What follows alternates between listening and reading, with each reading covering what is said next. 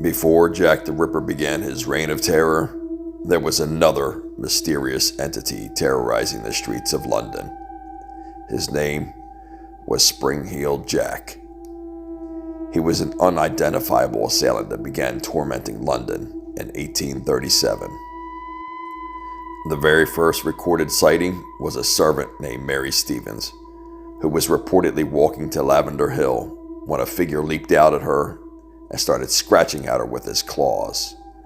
Her screams drew the attention of a passerby who searched for the assailant but was unable to locate him. Following this first account, several other young women reported similar sightings throughout London. According to early reports, the attacker was described as a shape-shifting figure, ghostly in appearance, with gloves in the shape of claws. After a year of reports, the press gave him the nickname Spring-Heeled Jack. The story was not to be thought anything more than exaggerated gossip or ghost stories until an encounter the following year. In February of 1838, a young woman named Jane Alsop claimed that a gentleman wearing a cloak rang her doorbell late at night. He then took off his cloak to reveal tight-fitting clothes that resembled white oilskin. Then he breathed blue and white flames into her face, and then began to cut at her clothes with his claws. Luckily, Alsop's sister was able to startle the attacker, making him flee from the scene. Just a few days later, a similar account was reported by an 18-year-old woman named Lucy Scales. She was out walking with her sister in Limehouse when a figure leaped at her from the shadows of an alley and blew flames into her face as in previous accounts, leaving her in a state of hysterics. The attacker fled the scene and was never found. Following the accounts of Jane and Lucy, Spring-Heeled Jack sightings were reported all around England, even reaching parts of Scotland.